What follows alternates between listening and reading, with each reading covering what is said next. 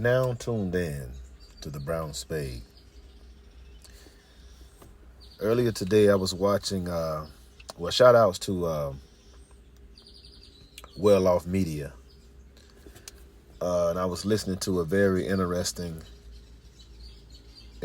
story about these two legends that you see on this video. For those of you too young, the man you see up in front of the screen with the all black, that is Andre Rison. And most of us all know the legendary primetime Deion Sanders. Now, I'm from Atlanta. And during those early 90s, man, football was great to watch in Atlanta. It was new and very exciting. You know, some people like to give the credit to Michael Vick. Don't get me wrong. Michael Vick was a bad boy. Michael Vick took it to the next level. I even bought a Michael Vick jersey. You know, I ain't gonna lie. I'm not a Falcon fan now, but I was a Falcon fan then. So I must admit. And before there was a Michael Vick, the guy who would sell out the stadium, put butts in the seats, that's Deion Primetime Sanders. I remember they drafted him. I couldn't believe that they got him. I had no idea that we would get somebody of such caliber, because in the South, during those times, Atlanta always wanted to draft the so-called good boys. And here it is with Deion Sanders, young guy out of Florida State, gold chains coming through the airport with the Jerry curl. It was electrifying at the time. You had to be there to understand exactly what I'm saying. And if you was not there, you could pull up some of these old photos and you could see Prime Time and his Jerry curl and his gold chains and thing. I mean, he was dressed up like a rapper, man. There was no doubt about it. He was definitely influenced by hip hop.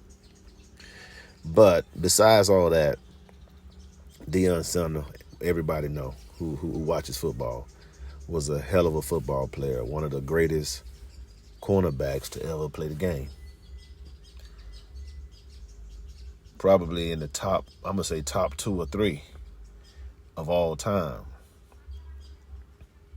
But also, I want to say, give a shout out to Andre Rison. I think Andre Rison is up for to become a Hall of Famer as well. And he's been overdue. And he'll go to fight. Here when they, yeah. Okay, here we go with the fight right here. When they had some words.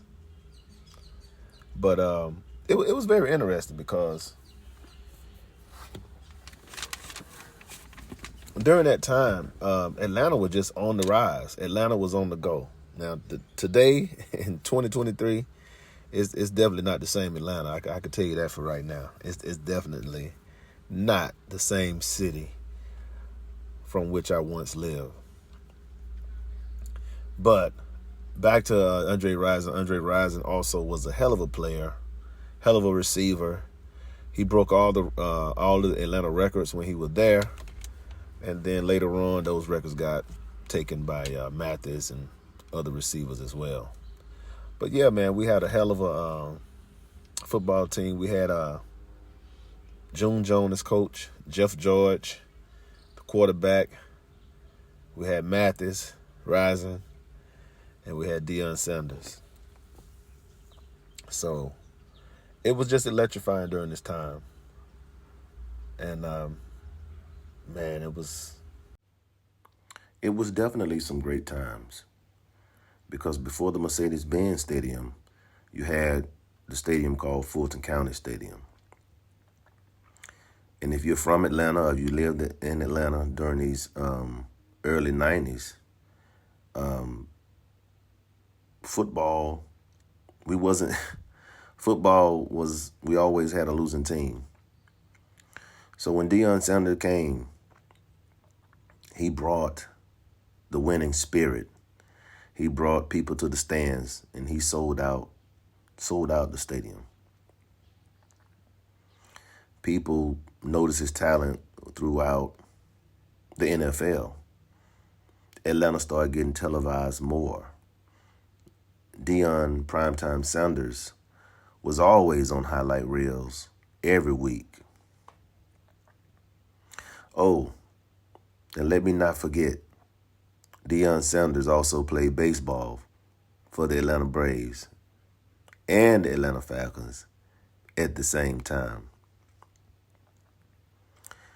So he brought the magic. He brought the winning spirit to the city when it comes to the NFL. And so the reason we always want to know, why did Deion Sanders and Andre Rison get into that altercation on the field? We had no idea. And Deion finally revealed it. Again, shout out to Well Off Media. He finally revealed why they got into this scuffle that you see. Well, Deion Sanders was not offered a contract